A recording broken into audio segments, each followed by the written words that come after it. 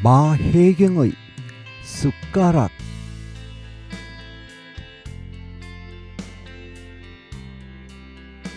조용히 밥을 먹는다. 밥을 먹을 땐 말을 하지 않는다. 나에게 밥은 하루만큼의 태엽이고 끈끈한 다정함이다.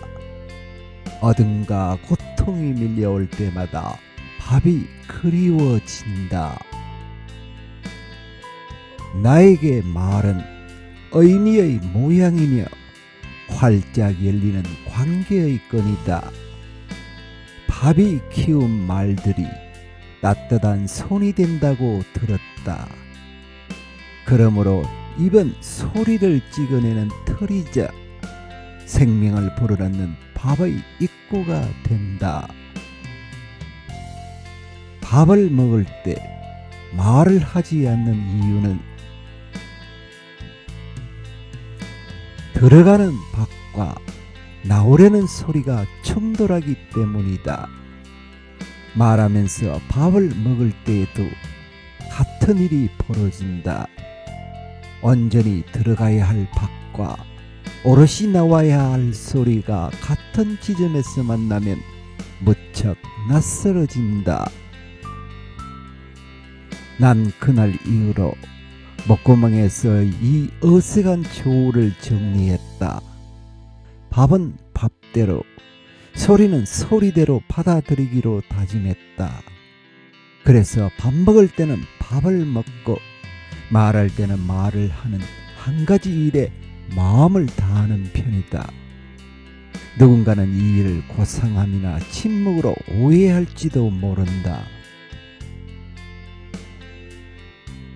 그날 아침 아버지가 돌아가셨다. 기상캐스터의 하얀 입김이 바람에 날리고 아나운서가 한파주의보라고 여러 번 강조하던 12년 전 겨울, 아이들이 남긴 밥을 국에 말아 먹으며 날씨는 좀처럼 믿을 수 없다고 중얼거렸는데 그때 엄마에게서 전화가 왔다. 울컥 북받치는 울음소리가 목구멍을 타고 내려가던 밥을 부둥켜 끌어안았다. 목에서 내려가지도 올라오지도 못하고 밥과 울음이 섞여 그만 무덤이 되고 말았다. 죽음이 이물감으로 기억되는 것은 그날 내 목구멍에 걸린 고통 때문만은 아니다.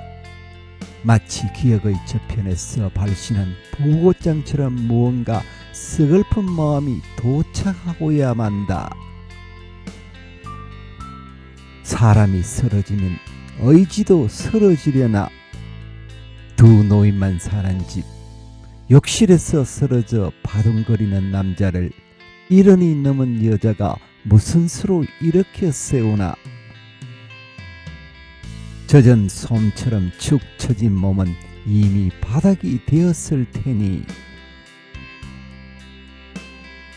119에 신고를 한 뒤 두 팔을 잡고 힘껏 끌어당겼지만 어깨가 문턱에 걸리고 만다.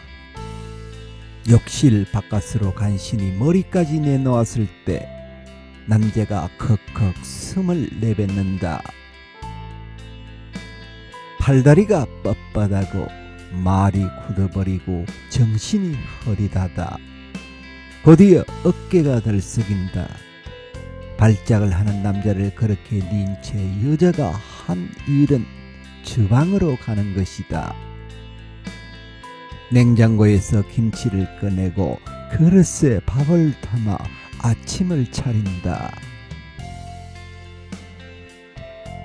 그날 엄마의 모습은 내 시면 속에 오래 박혀 있다. 악소리가 날 정도로 감추고 싶은 그 일이 왠지 아버지가 그리울 때마다 부유물처럼 떠오른다. 눈동자가 돌아가고 숨이 점성처럼 끊어져 갈 때 여자는 생명의 환대를 받으며 뜨거운 밥을 우겨 넣는다. 남자가 꺼져가는 삶의 터널을 지나 마지막 목숨을 삼킬 때에도 여자는 목구멍 안으로 생명을 밀어넣었다. 차가운 타일 바닥 위에서 퍼덕거리던 두 발이 바닥으로 떨어진다. 떨림이 잔잔해지면 들떠든 어깨도 가라앉기 마련이다. 그날 엄마와 아버지는 같은 공간에 있었지만 손이 닿지 않는 먼 거리에 있었다. 꺼져가는 눈동자 위에 밥을 먹는 여자의 모습이 각인되고 남자는 눈을 감으면서 여자의 모습을 덮어버린다. 죽어가는 사람을 바라보며 밥을 먹을 수 있을까? 어떻게 죽어가도록 내버려 둔 채 밥을 넘길 수 있을까? 누가 한 사람의 죽음을 구경하며 밥을 삼킬 수 있을까? 누가 죽음이 밥보다 못하다고 말할 수 있을까?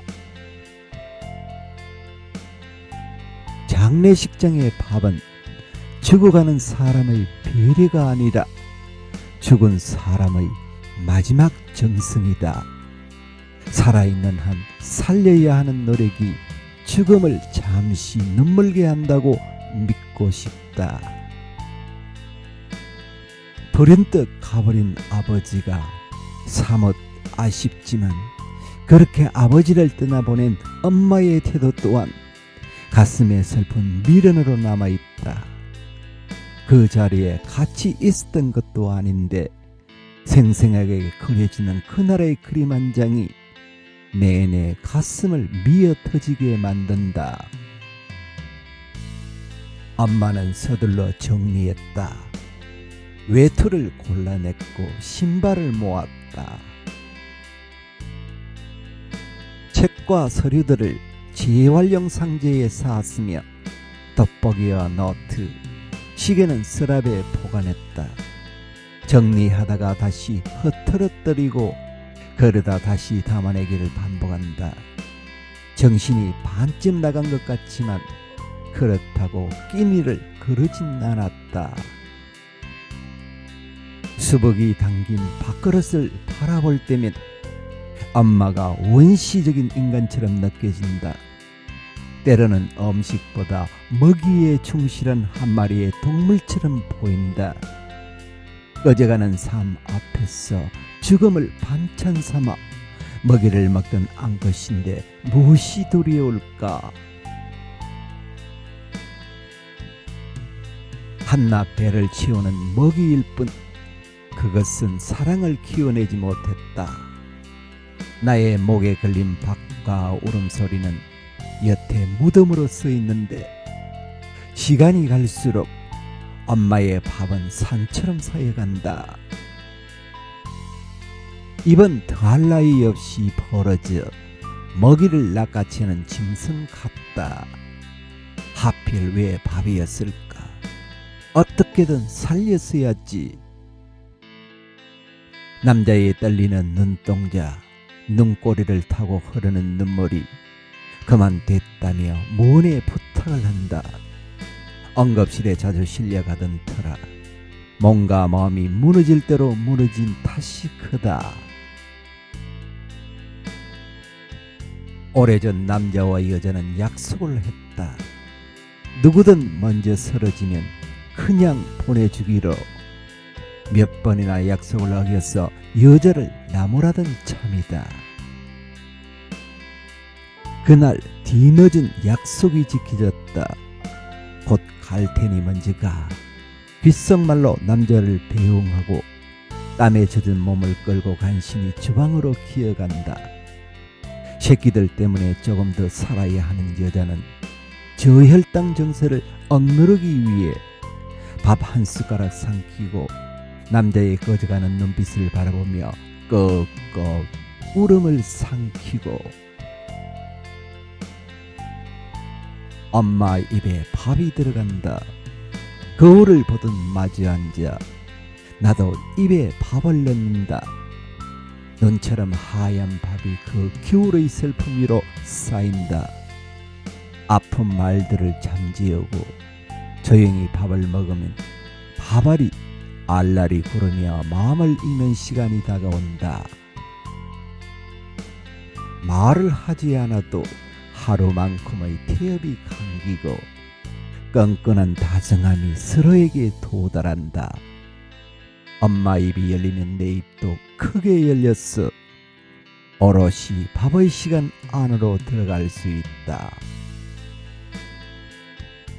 엄마 가슴에 묻힌 아버지에게도 내 10년의 무덤에게도 살고 싶다는 의지가 닿았어.